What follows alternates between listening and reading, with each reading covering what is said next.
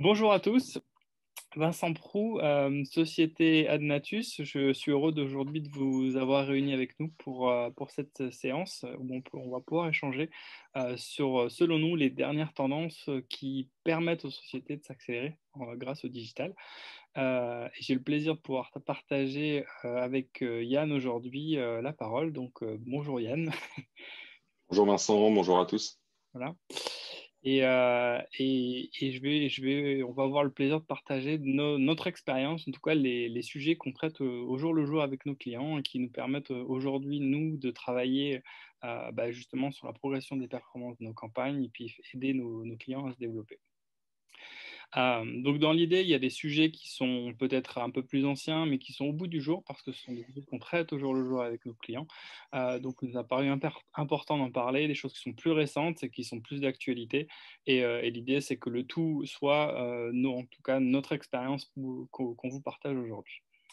Peut-être avant de commencer les sujets du jour, j'aimerais brièvement nous présenter. On est une société basée à Genève qui propose aujourd'hui d'accompagner des annonceurs dans leur développement sur le digital grâce à un certain nombre d'actions qui aident leur activité à croître. Notre expertise est particulièrement plus orientée sur les canaux payants. C'est ceux qui permettent justement de pouvoir scaler une fois que la recette est fonctionnelle et justement de pouvoir accélérer les activités de nos clients. D'où le sujet du jour et le fait qu'on sera heureux de partager ça avec vous. Pour commencer, on voulait vous partager un sujet qui me paraît important, c'est d'avoir une vision globale en fait de votre acquisition, une vision globale de votre organisation sur la partie acquisition. C'est-à-dire que souvent les annonceurs ou les sociétés ont tendance à avoir segmenté chaque pôle de compétences et l'effort commun n'est pas coordonné, ce qui fait que l'efficacité n'est pas forcément là. Et souvent, ce qui va permettre d'accélérer une société dans le digital, c'est de pouvoir avoir cette vision globale de l'acquisition, de tous les tunnels, de tous les leviers, coordonnés avec toutes les étapes de la vie du client. Et c'est très important de pouvoir faire ce travail-là et pour y arriver, de faire confiance à des experts qui vous aident à mettre en place les bonnes pratiques qui sont parfois omises ou oubliées dans le processus de construction d'une équipe et de l'organisation des compétences. Un exemple très concret est de dire que plusieurs entités ou plusieurs équipes dans une organisation vont être plutôt en silo, parce qu'elles vont fonctionner chacun de leur côté avec leurs bonnes pratiques et leurs expertises, mais pas forcément communiquer ou mettre en commun les expertises.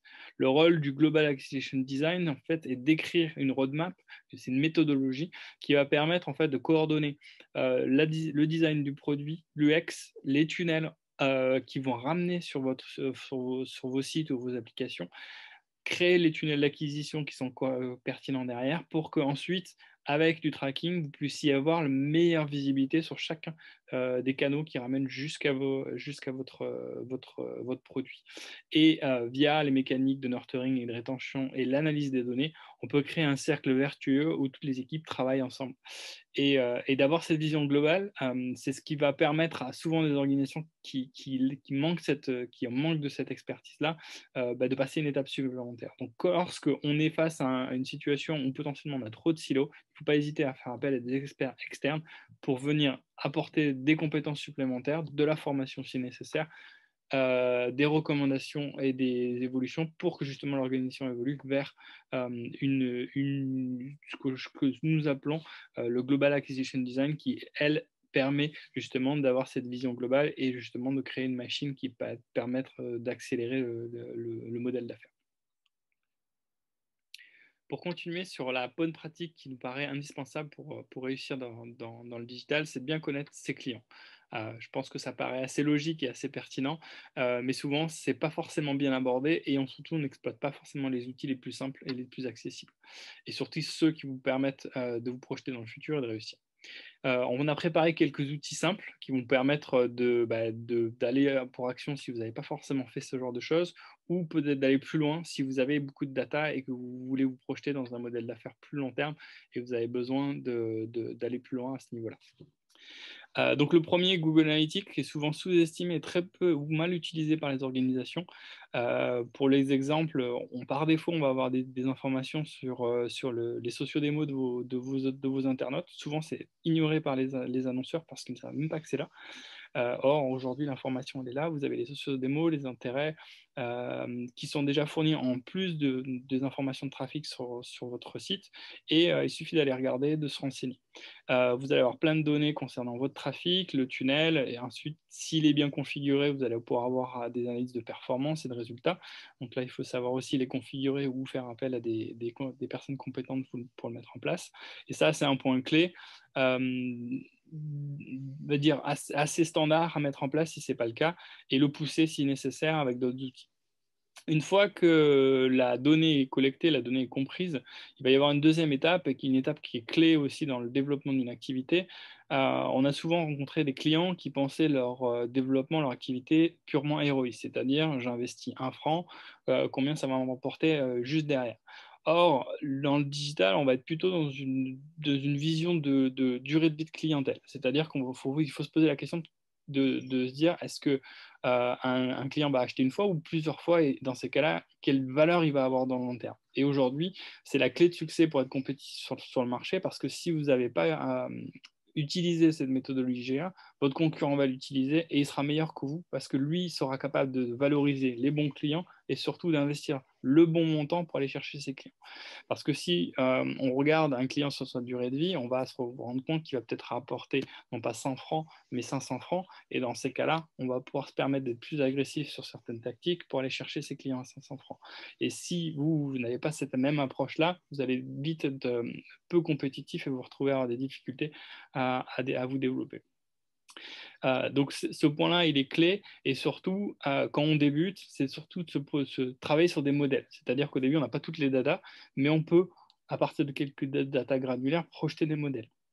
Et grâce au travail d'exercice de data scientist, on peut projeter des modèles sur 1 an, 2 ans, 3 ans, sur la lifetime value d'un client, et donc mieux monitorer son activité en se disant, si aujourd'hui j'ai investi de l'argent sur un client, je sais que j'aurai mon ROI, mais pas immédiatement, dans X mois, dans X années, et vous pourrez en fait estimer quel est le bon coût pour chaque client pour aller justement avoir la bonne croissance, le bon développement, et surtout être compétitif et vous développer à la bonne vitesse. D'où l'importance en fait de travailler ces sujets-là. Donc parfois, on peut arriver à le faire avec des analyses simples, et parfois, il faut faire appel à des experts pour pouvoir le faire quand on a beaucoup de data, beaucoup de données, et il faut savoir voilà, utiliser des compétences externes pour pouvoir projeter ces modèles-là. En tout cas, c'est des sujets qu'on a déjà abordés, qui sont très importants et qui permettent vraiment aux clients de passer une étape dans leur développement. Et un dernier point qui est plus un conseil de start-upper, c'est la mise en place systématique de Hotjar, qui est un outil que pratiquement toutes les startups américaines utilisent, qui est un outil très fonctionnel pour analyser en fait en temps réel ce qui se passe sur votre site, voir vos clients concrètement sur votre support en se disant où c'est qu'ils cliquent, où ils naviguent, sur quel lien ils cliquent, quel est leur parcours avec leur souris. On va avoir justement des enregistrements vidéo de leur session en concret. Donc vous allez pouvoir voir concrètement ce qui se passe pour un client, et pas vous, mais concrètement ce que font vos clients, potentiellement identifier des pain points. Vous allez avoir des heatmaps qui sont très intéressantes aussi, et surtout, vous allez pouvoir proposer des enquêtes à vos clients. C'est-à-dire, vous allez pouvoir lui envoyer une petite fenêtre, bonjour, est-ce que vous êtes satisfait, oui, non, est-ce que vous voulez répondre à telle et telle question, et avoir un retour immédiat sur l'expérience client. Ce que vous pouvez faire quand vous êtes dans un magasin physique, où vous allez pouvoir aller voir votre client, le faire parler et avoir un retour immédiat, ce que vous ne pouvez pas faire forcément sur du digital. Et avec des outils comme Hotjar, vous allez pouvoir avoir un retour immédiat. Et le cours aujourd'hui de Hotjar est assez accessible pour une startup, donc je recommande fortement de le mettre en place par défaut. Tout ça pour dire que tous ces outils, c'est pour aller au-devant de vos clients, de les comprendre, et surtout de comprendre ce qui leur plaît, ce qui leur plaît pas, et comment bien leur parler. Et c'est vraiment ça l'objectif, et c'est ça qui fait qu'in fine, vous allez avoir des tunnels et des communications qui vont être pertinentes, qui vont permettre d'amener vos internautes jusqu'à un achat, et potentiellement aussi jusqu'à un réachat, et de travailler la durée de vie de client. Voilà, ça c'était pour les premiers sujets théoriques, et on va passer un peu plus sur des sujets concrets que Yann va nous présenter. Donc je vais lui passer la parole, et pour le coup, je vais te laisser Yann prendre la suite de la discussion. Merci Vincent. Oui, alors nous, on va parler surtout de la publicité vidéo et notamment sur les réseaux sociaux. C'est devenu certainement le média le plus performant sur les réseaux sociaux sur les 2 dernières années. On a pu s'en rendre compte à la fois sur du Facebook, du LinkedIn ou encore du Snapchat. Euh, et TikTok n'est pas en reste, Twitter non plus. Donc, en quelques chiffres, donc, il faut savoir que la vidéo, ça représente 82% du trafic Internet global. Ça représente 1200% de partage en plus par rapport au texte et aux images combinées sur les réseaux sociaux, ce qui est monumental. Euh, L'usage de la vidéo génère entre 20 et 30% de conversions supplémentaires par rapport à des publications statiques sur Facebook. Et, 64% des consommateurs qui vont jusqu'au bout d'une vidéo vont transformer ensuite suite à ce visionnage. Donc voilà, je pense qu'après, on vous a mis d'autres petits chiffres, on vous laisse les lire, mais on va passer à la suite. Alors maintenant, on va passer rapidement aux bonnes pratiques de la publicité vidéo. Donc, on vous a mis ça sous forme de 4 petits conseils qui vous aideront. On va commencer rapidement par le premier conseil, c'est de bien connaître vos formats, histoire de ne pas vous faire surprendre et de ne pas vous engager dans des productions qui ne pourraient pas correspondre à tous les formats. Alors, rapidement, les deux formats principaux, donc on a les formats classiques, donc le carré et le 16/9, qui sont les plus utilisés sur les feeds de Facebook ou par exemple dans les vidéos in-stream sur YouTube.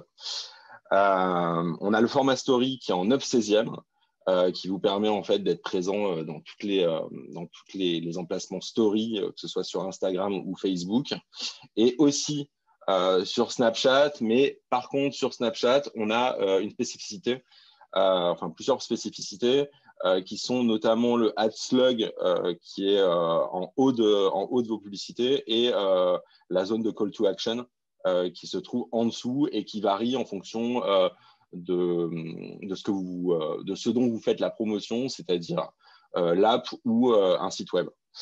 Voilà. Donc rapidement, on va vous montrer ce que c'est qu'une petite vidéo qui est à la fois valable en 16/9 et en format 9/16. Donc, on va vous les faire passer très rapidement, juste pour que vous puissiez les voir.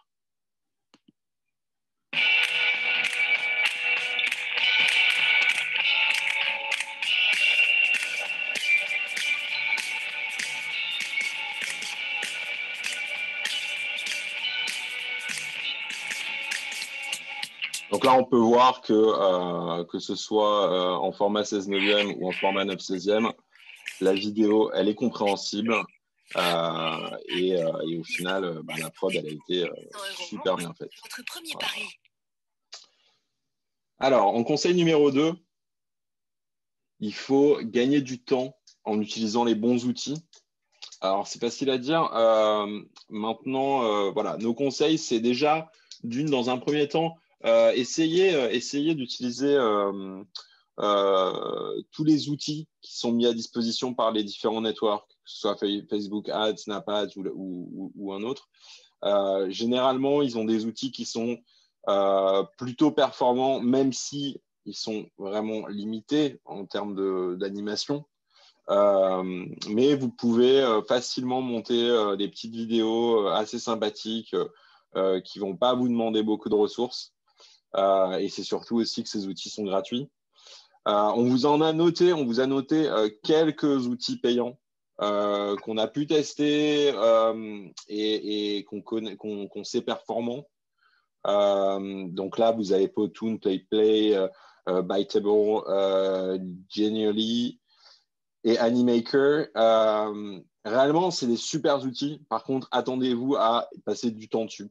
Parce que, mine de rien, à part si vous êtes graphique et si vous êtes monteur professionnel, ça demande quand même un peu de pratique pour réussir à faire tout ce qu'on a en tête. Donc, le petit plus, c'est n'oubliez pas les sous-titres. 85% des vues de vidéos sur YouTube se font sans le son.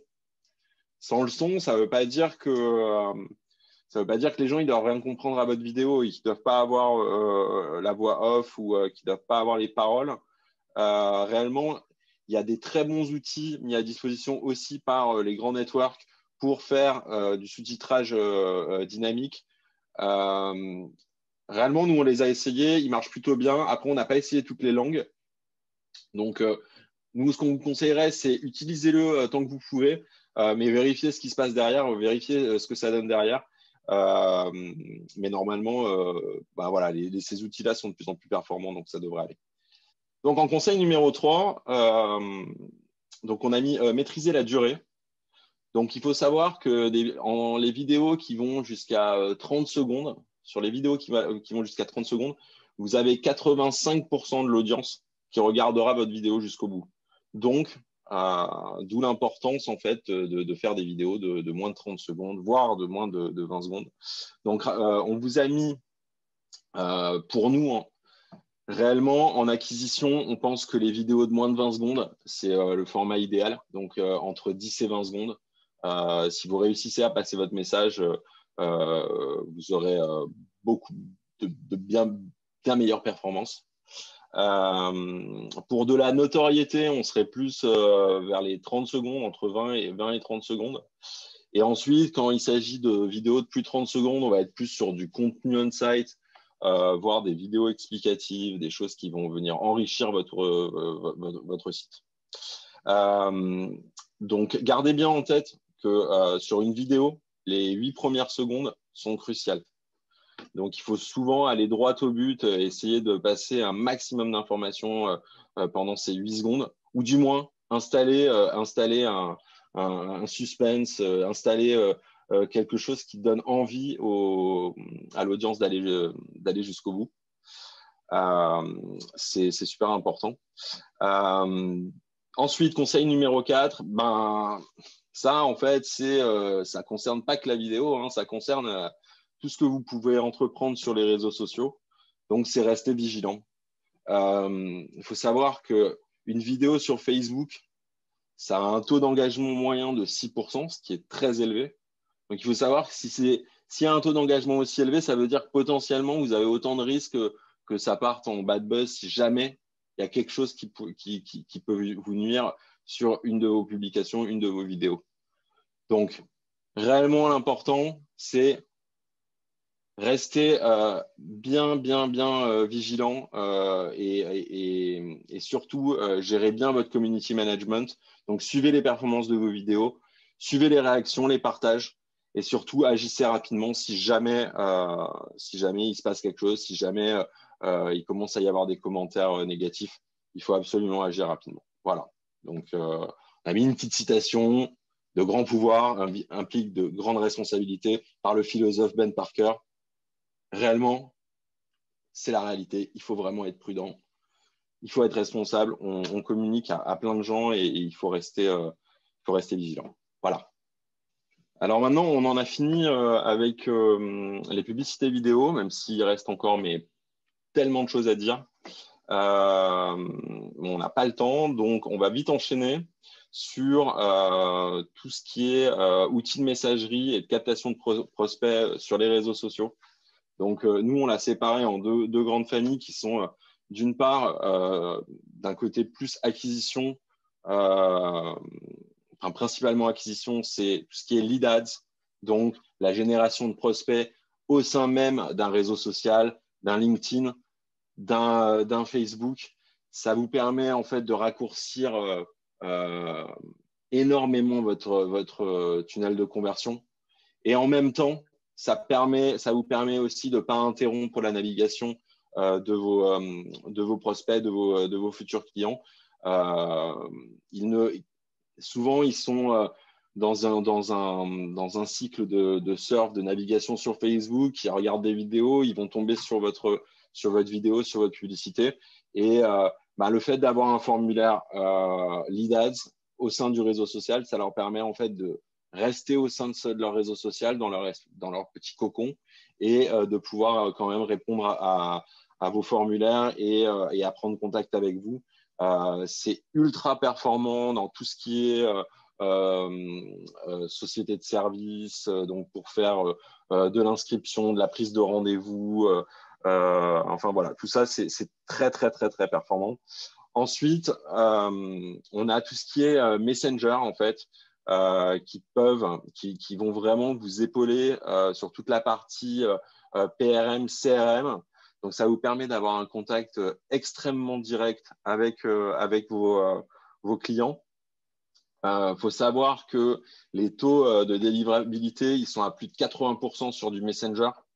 Et il n'y a aucun souci de délivrabilité.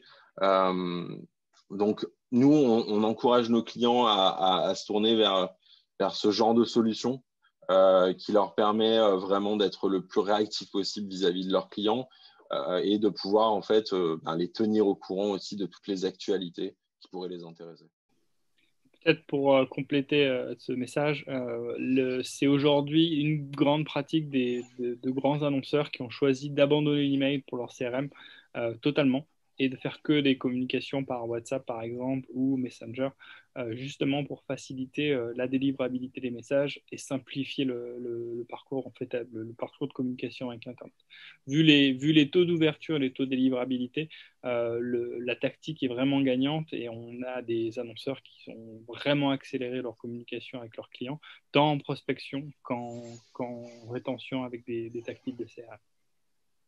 Et il existe des outils pour justement automatiser tout ça et faire comme sur ce qu'on peut faire sur des outils d'emailing, mais au sein d'outils qui gèrent les différentes plateformes de réseaux sociaux. Merci Vincent. Donc, très très très rapidement, parce qu'il nous reste plus de temps, une des choses qui devient de plus en plus pertinente, c'est les ambassadeurs de marque et l'influence marketing. Réellement, il faut être extrêmement vigilant, mais c'est un levier qui est extrêmement performant si on choisit bien ses ambassadeurs. Donc, je vous ai mis quelques petits exemples d'ambassadeurs et pas forcément ceux qui ont fonctionné le mieux, mis à part Georges Clooney qui a une classe folle dans les pubs Nespresso, mais sinon le reste, ça n'a pas été forcément une super bonne aventure pour les différentes marques concernées. Donc déjà, on va rappeler pourquoi les ambassadeurs sont utiles. Les ambassadeurs, en fait, ils vous permettent de protéger votre réputation, ils vous permettent d'humaniser votre marque, de vous ouvrir de nouveaux horizons, de vous ouvrir vers une nouvelle clientèle, de nouveaux segments de clientèle. Ils vous permettent de produire du bouche à oreille parce qu'en fait, tout le bouche à oreille que génèrent les personnalités va potentiellement pouvoir servir à votre marque. Et ensuite, ça aide votre marque à grandir et à devenir, à augmenter votre notoriété considérablement.